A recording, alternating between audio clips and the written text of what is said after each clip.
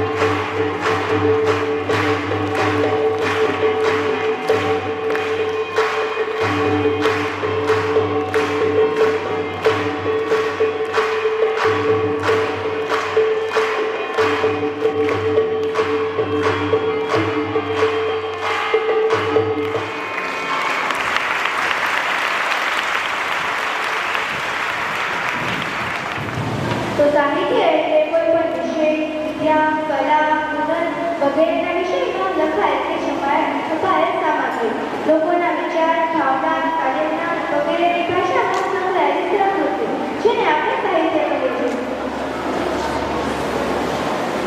ત્યારબાદ ધોરણ 5ની વિદ્યાર્થીઓ આજે ગુરુ પૂર્ણિમાનો આપણે તહેવાર આજે ઉજવવાના છે, તો તેના સમકક્ષ એક સરસ મજાની કૃતિ લઈને આવે છે.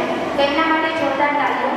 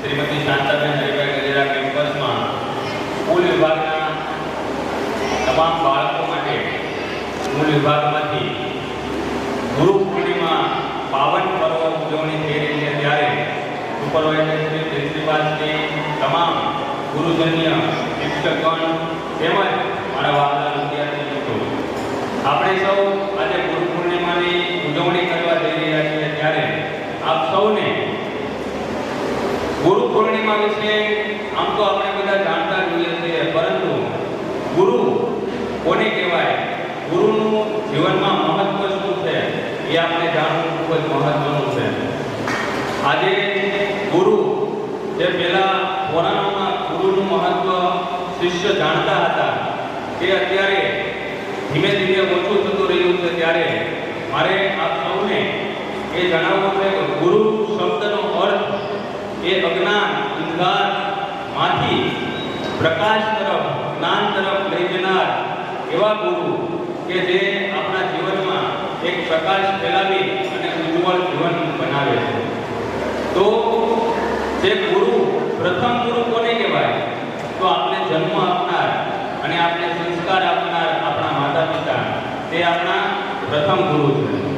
ત્યારબાદ આપણે શિક્ષણ આપનાર જે ગુરુ શિક્ષકો આપણી સાથે છે, તે તમામ ગુરુજન્ય વ્યક્તિઓ આપણી વચ્ચે જીવનમાં આપણે ખૂબ જ સારું નોલેજ આપી અને આપણે એક સારા વ્યક્તિ બનીએ તે માટે હંમેશા પ્રયત્નો કરતા રહે છે, અને આવા પ્રયત્નો થકી આપ સૌનું જીવન ઉજ્જવળ થાય છે. ત્યારે આપણે સૌ મનુષ્ય, તમે વિચારો કે ગુરુ એટલે કે માર્ગદર્શક જો ન હોય તો આપણું જીવન કેવું હોય, મનુષ્ય જીવન કેવું હોય? આપણે કોઈ સંસ્કાર આપવા વાળો ન હોય, કોઈ શિક્ષા આપવા વાળો ન હોય, તો આપણે શું આગળ કરીએ? આપણું જીવન અંધકારમય બની જાય.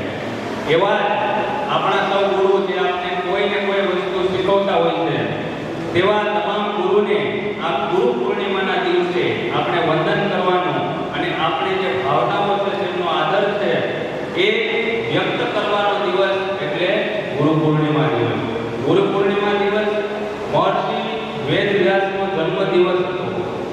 આ દિવસે એટલે કે અષાઢ સુદ પૂનમના દિવસે મહર્ષિ વેદવ્યાસનો જન્મ થયો હતો. આ દિવસને આપણે ગુરુ પૂર્ણિમા દિવસ તરીકે ઉજવીએ છીએ.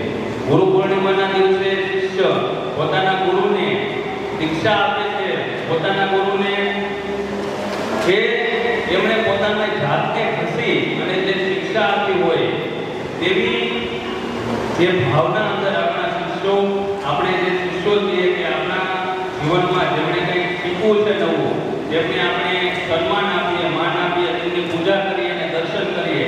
ઘણા એવા શિષ્યો છે જે દૂર સુધી રહેતા હોય, પોતાના જે ગુરુજન છે એમને પગે લાગવા, એમના દર્શન કરવા ખૂબ જ દૂર સુધી જતા હોય. તો આપણે તો અહીંયા જ આપણા ગુરુ છે, આપણા માતા પિતા, આપણા શિક્ષકો. તો એમાં અત્યારે આપણું જીવન બાળપણ છે, તો બાળપણથી જ આપણે કંઈક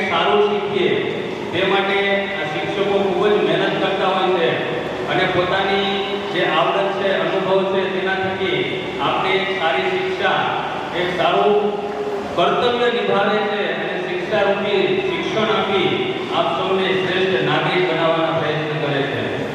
તો ગુરુ આધ્યાત્મિક રૂપમાં આપણે પુરાણોમાં પણ જોયું છે અને સાંભળીએ છીએ કે ગુરુનું મહત્વ ભગવાન એટલે કે આ પરમાત્મા છે એને સમક્ષ આપણે રાખવું છે. એટલે ગુરુ અને પરમાત્મા બંને સમકક્ષ હોય એવી ભાવના થકી ગુરુને આપણે આદર આપવો જોઈએ.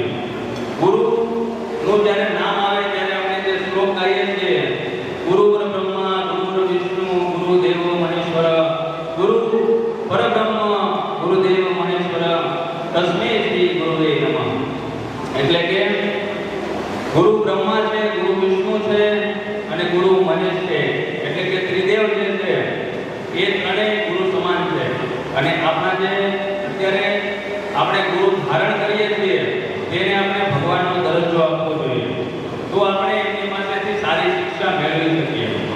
એટલે આજના ગુરુ પૂર્ણિમાના દિવસે આપણે સૌ સંકલ્પ કરીએ કે આપણે જે આપણા શિક્ષકો છે તે આપણે જે શીખવે છે અને જીવનમાં આપણે કંઈક બનવું છે, આપણે સારું ઉજ્જવળ ભવિષ્યની કારકિર્દીનું ઘડતર કરવું છે, તે માટે ગુરુનું તમામ જે માર્ગદર્શન મળે છે તેને સારી રીતે આપણે સૌ જીવનમાં ઉતારીએ, તેમની આજ્ઞાનું પાલન કરીએ અને માતા પિતાને હંમેશા વંદન સાથે આપણો દિવસ શરૂ કરીએ તેવો આપણે સંકલ્પ કરીશું.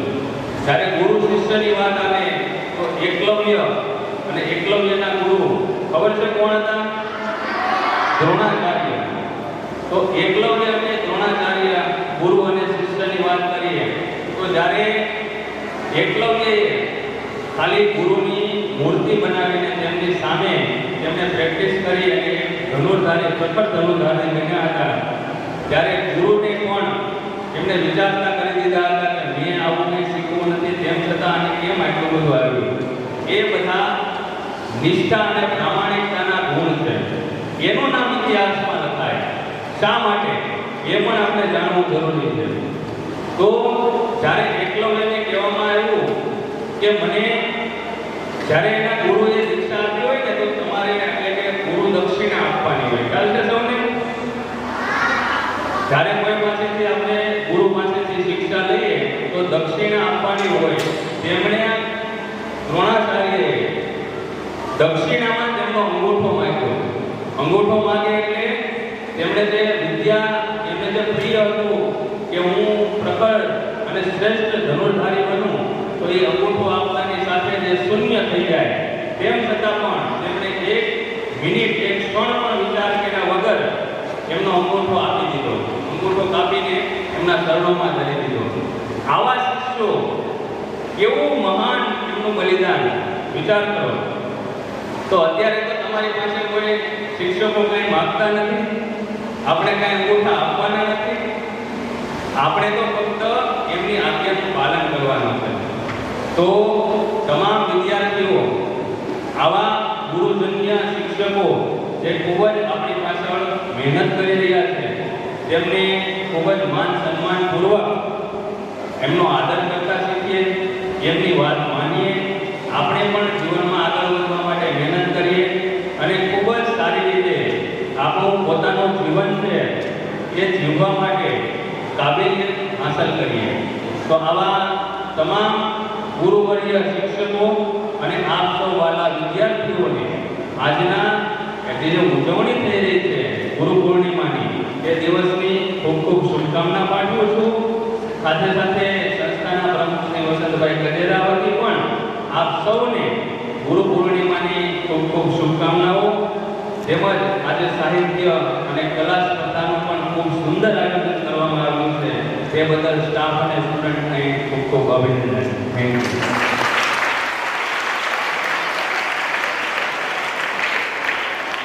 સરે ખૂબ સરસ ગુરુ અને શિષ્ય વચ્ચેના સંબંધની વાત કરી. તો આમ તો ગુરુ પૂર્ણિમા આવતીકાલે છે, પરંતુ જ્યારે આપણે ઉજવણી કરી રહ્યા હોય તો આપણને ખબર જ છે કે આપણે આવી સરસ શાળામાં ભણીએ છીએ, આપણને જે વસ્તુ જોતી હોય એ આપણને મળી રહે છે.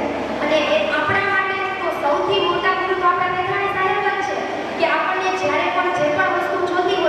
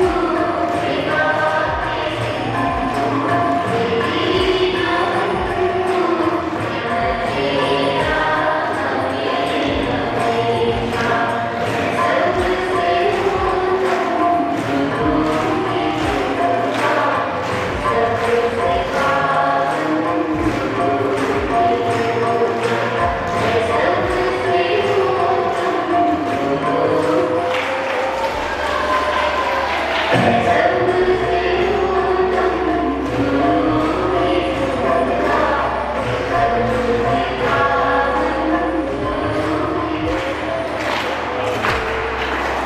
શિક્ષકોની આપણે પૂજા કરતા હોય ત્યારે ગુરુ બ્રહ્માવાળો શ્લોક બધાએ સાથે બોલવાનો છે. શરૂ કરીશું. ગુરુ બ્રહ્મા ગુરુ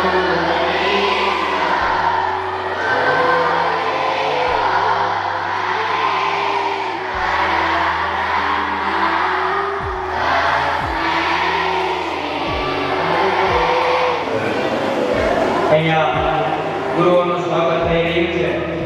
ગુરુ ગોવિંદ દોનો પડે કિસકે લાગુ પાય.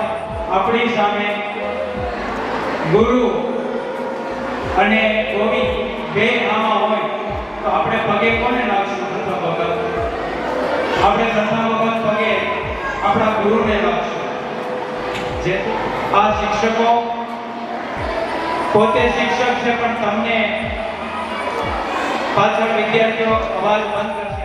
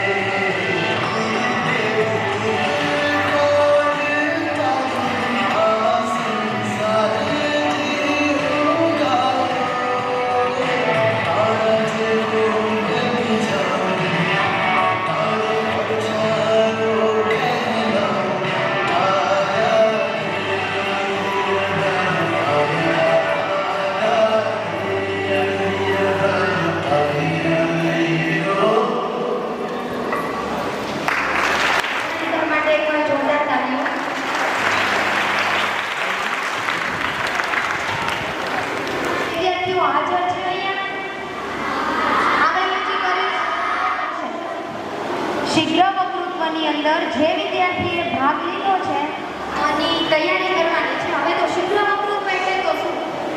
સૌથી પહેલા શીઘ્ર વક્તૃત્વ એટલે કે એને અહીંયાથી ઓન ધ સ્પોટ ટોપિક આપવામાં આવશે. એ લોકોને ખબર જ નથી કે એને શેના વિશે બોલવાનું છે. એને અહીંયાથી ચિઠ્ઠી આપવામાં આવશે. એ ગમે તે એક ચિઠ્ઠી ઉપાડશે અને એની અંદર જે ટોપિક લખેલો હશે એના વિશે બોલશે. સૌથી પહેલા તો આપણે જે વિદ્યાર્થીઓએ શીઘ્ર વક્તૃત્વમાં ભાગ લીધો છે ને એના માટે આપણે તાળીઓ પાડવી જોઈએ.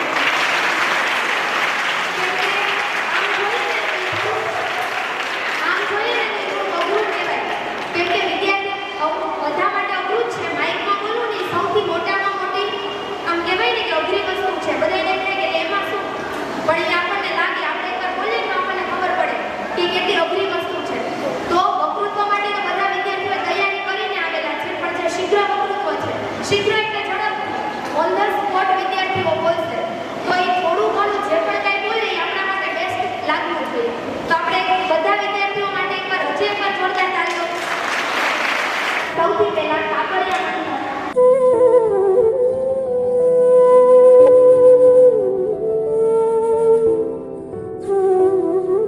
આજનો વિષય છે મારો પ્રિય મિત્ર. મિત્ર કેવો હોવો જોઈએ કે જે સુખમાં સાથ આપે છે કે દુઃખમાં સાથ આપે છે. અરે સુખમાં સાથ આપે તેવા તો ઘણાય પણ મિત્રો હોય, પણ દુઃખમાં જે સાથ આપે એને જ સાચો મિત્ર કહેવાય. અરે મિત્રો ઉપર તો ઘણા વધારે કહેલું છે, પણ એક તો વાત કરું તો કે મિત્ર તો પેન્સિલને ઇરેઝર જેવો હોવો જોઈએ. જો મોટી ભૂલ હોય તો પણ લખી પણ નાખે અને ઇરેઝરની જેમ નાની નાની ભૂલોને મિટાડી પણ નાખે. એવો જ મિત્ર રાખવો કે જે આપણને બધી જ રીતના સાથ આપી શકે.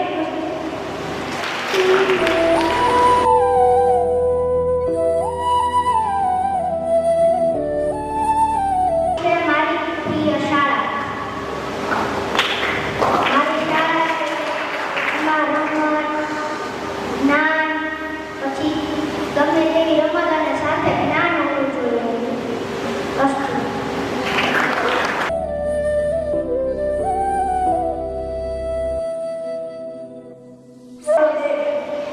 મારો દેશ ભારત છે તે વિશ્વના 7 ખંડોમાંથી એક ખંડ સૌથી મોટા એશિયા ખંડમાં આવેલો છે. મારા દેશમાં ઘણા રાજ્યો છે, એમાંથી હું ગુજરાત રાજ્યમાં છું. મારો દેશ વિશ્વમાં સૌથી વધારે વસ્તી ધરાવતો દેશ છે અને વિસ્તાર ધરાવતા દેશમાં તેનો ક્રમાંક 7મા નંબરે આવે છે. ભારત મહાન દેશ છે. અસ્તુ. અભ્યાસ કરું છું. આજનો મારો વિષય છે મારી પ્રિય ઋતુ. મારી પ્રિય ઋતુ શિયાળો છે. શિયાળામાં ખૂબ ઠંડી પડે છે. બધી ઋતુની સાથે શિયાળો ઋતુ અસ્તુ.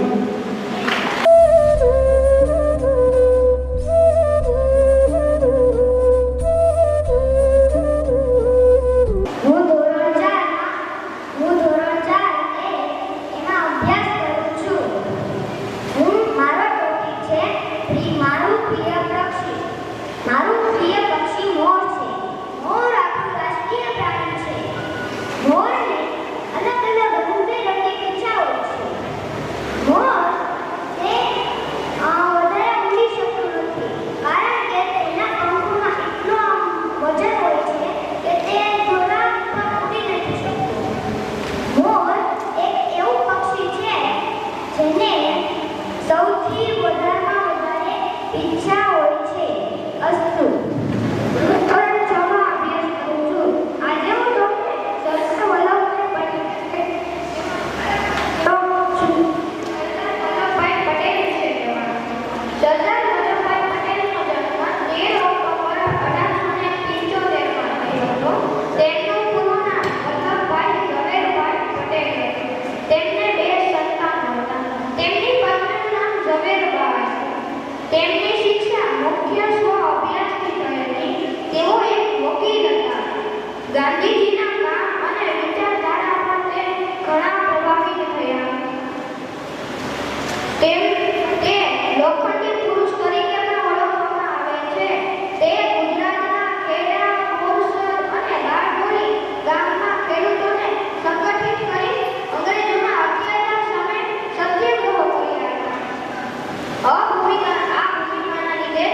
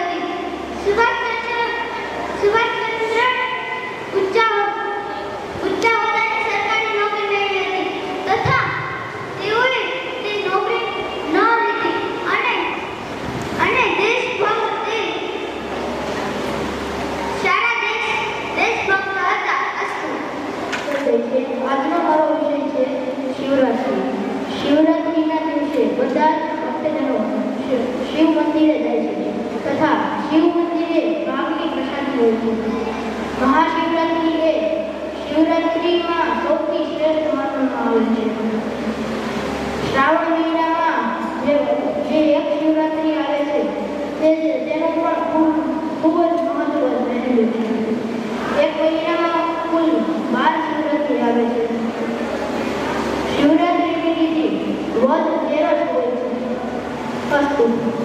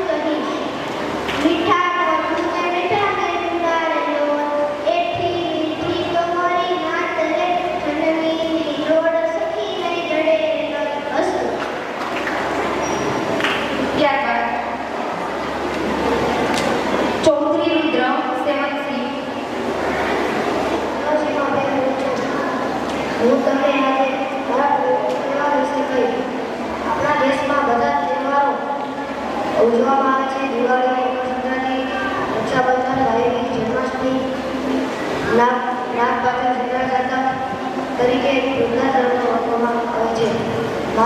મને બધા તહેવારો પછી અમારો સૌથી પ્રિય તહેવાર જન્માષ્ટમી છે. જન્માષ્ટમી તહેવાર હિન્દુ પંચાંગ પ્રમાણે શ્રાવણ વદમાં આઠમા દિવસે આવે છે. કૃષ્ણ ભગવાનના અનેક નામ છે.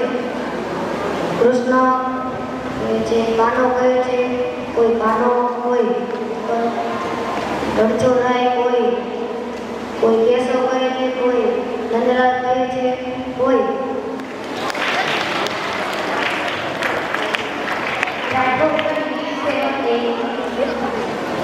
ભગવાન શ્રી સ્વામિનારાયણનો જન્મ 1780માં છવૈયામાં થયો હતો.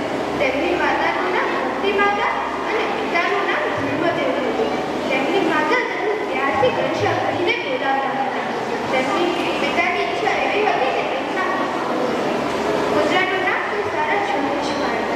તેથી એક દિવસે ભગવાનની ઈચ્છાથી તે માર્કેટે ઋષિ આવ્યા. એમણે જન્મદિને તેમનું સારી રીતે સ્વાગત કર્યું અને ઈચ્છા કરી. તેમણે માર્કેટિંગ ઋષિને કહ્યું કે મારા પુત્રનું નામકરણ તમે કરો. તેથી માર્કેટિંગ ઋષિએ ગ્રહો અને નક્ષત્રોમાં જોઈને કહ્યું કે આ ભરત રાશિમાં જન્મેલો છે, તેથી આનું નામ હરિ. તેનો રંગ શ્યામ છે, તેથી આનું નામ કૃષ્ણ અને ત્રીજું નામ હરિકૃષ્ણ પાડ્યું. જ્યારે ઘનશ્યામ મહારાજ મોટા થયા ત્યારે તેમના પિતા ધર્મદેવને કંઈક બહાર જવાનું થયું. તેથી તેમના પિતાએ ઘનશ્યામને કહ્યું કે ખેતરમાં રખવાડી કરવા જાઓ. જ્યારે ઘનશ્યામ મહારાજ ખેતરની રખવાડી કરવા ગયા ત્યારે તેમણે જોયું કે ખેતરમાં બાજરીના ડંડા ઉપર ચકલીઓ બેઠેલી છે. તેમને થયું કે આ ચકલીઓને કેમ ઉડાડવી? તેથી ઘનશ્યામ મહારાજે બધી ચકલીઓને સમાધિ કરાવી દીધી અને પોતાના મિત્રો સાથે રખવા ચાલ્યા ગયા. અને પછી તેમના મોટા ભાઈએ જોયું તો તેમને કહ્યું કે ઘનશ્યામ, તને તો પિતાજી ખેતીની રખવાડી કરવાનું કહ્યું છે ને, તો તું અહીંયા શું કરી રહ્યો છે? તે સાંભળી ઘનશ્યામે કહ્યું. ઘનશ્યામે તેમના મોટા ભાઈને ખેતરમાં લઈ ગયા અને બધી જ ચકલીઓને સમાધિમાંથી જગાડી. અને એ જોઈ તેમના મોટા ભાઈ આશ્ચર્ય પામી ગયા. જ્યારે ઘનશ્યામ મહારાજ હૃદયકૃષ્ણ હતા ત્યારે તેમના પિતા અને માતાનું દેહાંત થતા તેમને ગૃહ ત્યાગ કર્યો અને વન વિચરણ કરવા ચાલ્યા ગયા. જ્યાં તેમને યોગી મળ્યા. તેમને સાંખ્ય યોગ શીખવાડ્યો હતો. તેમને ઘનશ્યામ મહારાજે ફક્ત 7 દિવસમાં જ સાંખ્ય યોગ શીખી લીધો. તેથી યોગીએ તેમને કહ્યું કે તમે કોઈ સાધારણ પુરુષ રાખતા નથી, કેમ કે કોઈ સાધારણ પુરુષને શીખતા વર્ષો વીતી જાય છે, પણ ઘનશ્યામ મહારાજે ફક્ત 7 દિવસમાં જ શીખી લીધું. તેથી યોગીએ તેમનું નામ નીલકંઠવર્ણી કર્યું. જ્યારે નીલકંઠવર્ણી આગળ જાય ત્યારે તેમને જોયું કે ત્યારે તેમને ફળ ખાતા હતા અને પછી તેમની બાજુમાં તેમનો ભક્ત બેઠો હતો. તેમને તે ફળ નીલકંઠવર્ણી સુધી માંગ્યું. નીલકંઠવર્ણીએ કહ્યું કે તમે આ ફળ ખાશો નહીં, આ ફળ ઝેરીલું છે. તેથી એ ભક્તે ખાધું નહીં, કેમ કે તેમને તેમના ભક્ત ઉપર ઘનશ્યામ મહારાજ ઉપર પૂરો વિશ્વાસ હતો. અને તે બીજા ભક્તો આવ્યા, એ ફળ ખાતા હતા. ત્યારે ઘનશ્યામ મહારાજના ભક્તે તેમને કહ્યું કે આ ફળ તમે ખાશો નહીં. ત્યારે ભક્તોએ કહ્યું કે આ તો ખાઈ રહ્યા છે. તો ઘનશ્યામ મહારાજના ભક્તે કહ્યું કે તે મહાપુરુષ છે. તે સાંભળી ભક્તોએ કહ્યું કે અમે પણ મહાપુરુષો છીએ. અને તેમણે એ ફળ ખાઈ લીધું અને પછી મરી ગયા. પછી તે પીપળાણામાં આવ્યા ત્યારે તેમના ગુરુએ તેમને દીક્ષા આપી. અને પછી તે જયપુરમાં આવ્યા ત્યારે તેમના ગુરુએ તેમને ગાદી સોંપી. અને પછી તેમના ગુરુનું નામ ઘનશ્યામ મહારાજ ધરતી ઉપર 39 વર્ષ 2 માસ અને 1 દિવસ સુધી જીવિત રહ્યા હતા. અસ્તુ.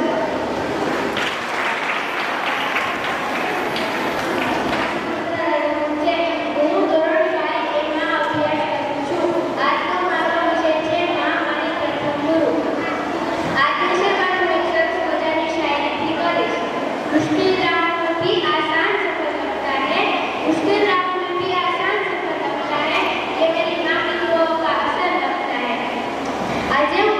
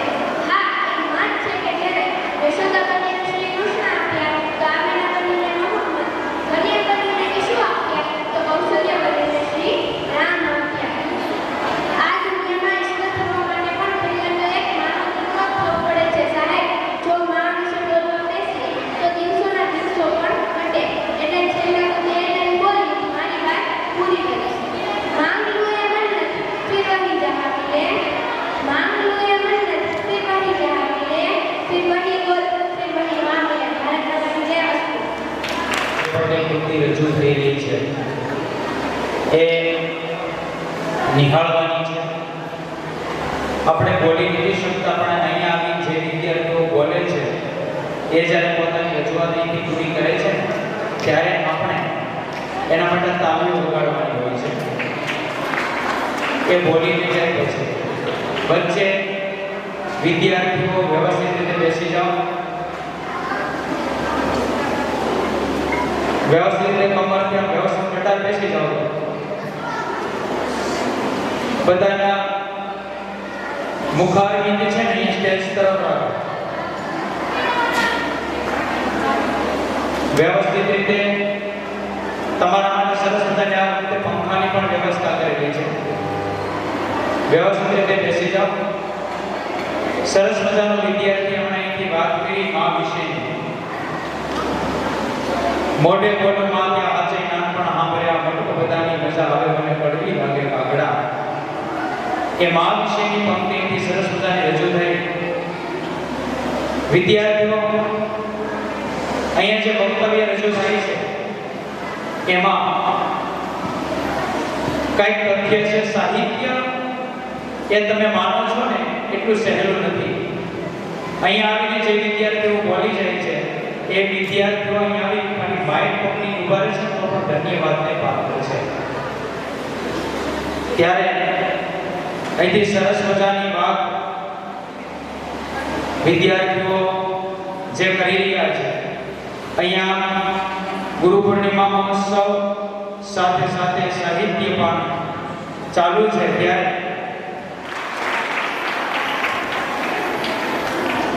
જીવનમાં ગુરુનો આદર સત્કાર કરતા આપણે સૌ શીખીએ.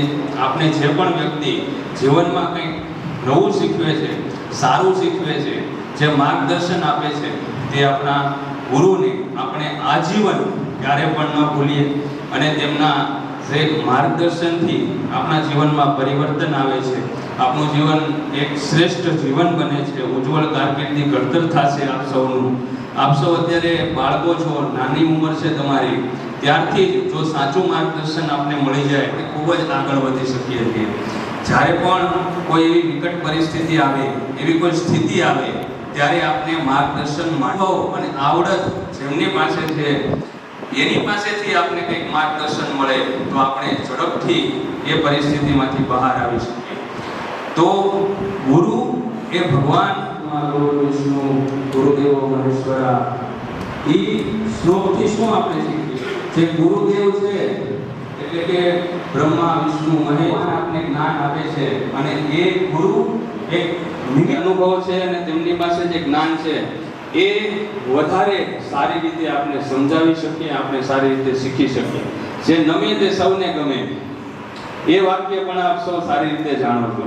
એટલે આપણે જીવનમાં માતા પિતાથી લઈ અને જે પણ મેં વાત કરી એવા તમામ ગુરુને હંમેશા નમન કરવું જોઈએ. હોય કે સમાજમાં કે ઘરે હોય, તમામ વિદ્યાર્થીઓ થકી સૌ આગળ વધે. આપણે ગુરુ શિષ્યની વાત કરતા હોય તો એક ખાલી નાની એવી વાત કરી દો. એકલવ્ય અને દ્રોણાચાર્યની વાત અવશ્ય આવે છે.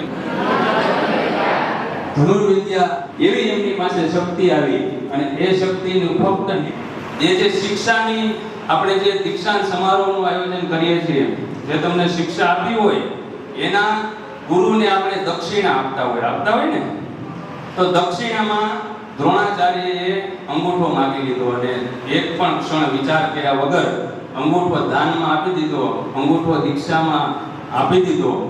એટલે એવા શિક્ષક બલિદાન કે એમને જે બનવું હતું પ્રખર ધનુર્ધારી શક્તિ આવી ગઈ અને ત્યાર પછી જેમણે એમને ટ્રેનિંગ પણ નથી આપી ત્યારે એનું ઇતિહાસમાં નામ છે.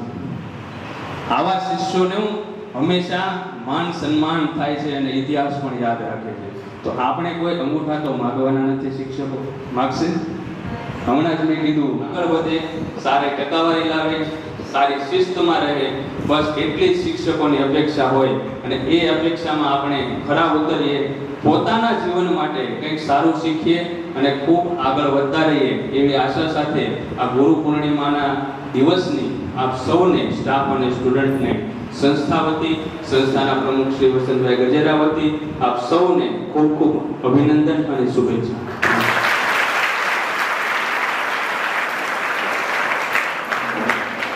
ક્લાસની હતી એના પ્રથમ ક્રમાંક વિદ્યાર્થીઓને મીઠાની સ્પર્ધા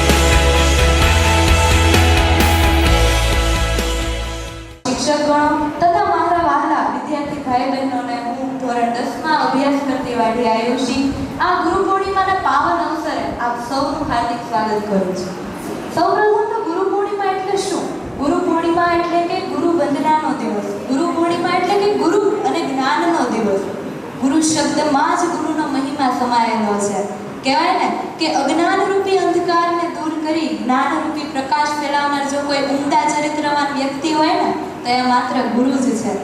જીવનમાં જનની જનક અને ગુરુનું ઋણ ક્યારેય ચૂકવી શકાતું નથી. જેમ દ્વાપર યુગ અને ત્રેતા યુગમાં છે એ ભગવાન શ્રી કૃષ્ણ અને રામ થઈ ગયા, તેને પણ પોતાના જીવનમાં જ્ઞાન મેળવવા માટે છે ને ગુરુની જરૂર પડી હતી. તો આપણે તો આજના આધુનિક યુગના છે ને સામાન્ય વ્યક્તિઓ છીએ. સ્વયં ભગવાન જેવા ભગવાનને પણ આ સંસારમાં જ્ઞાન મેળવવા માટે ગુરુની જરૂર પડતી હોય ને, તો આપણે બધાને તો અવશ્ય ગુરુની જરૂર પડે જ. આપણી સંસ્કૃતિ અને ધર્મનો પાયો છે ને એ જ્ઞાન છે, અને આ જ્ઞાન મેળવવાનો જો કોઈ સ્ત્રોત હોય ને તો એ માત્ર ગુરુ જ છે. તેથી જ કહેવાય કે ગુરુ બિન નહીં જ્ઞાન, ગુરુ વિના જ્ઞાન શક્ય જ નથી. તેથી જ કહેવાય કે ગુરુ બિન નહીં જ્ઞાન, ગુરુ વિના જ્ઞાન છે ને એ શક્ય જ નથી. તેથી જ કહેવામાં આવે છે ને, મને આ ગુરુનું મહત્વ સમજાવતા મને આર્ય ચાણક્યની છે ને વાત યાદ આવે છે કે ગુરુ કોઈ સામાન્ય વ્યક્તિ નથી. ગુરુ કોઈ સામાન્ય વ્યક્તિ નથી. તેના હાથમાં નિર્માણ અને પ્રલય બંધાયેલો છે. તેના હાથમાં નિર્માણ અને પ્રલય બંધાયેલો છે.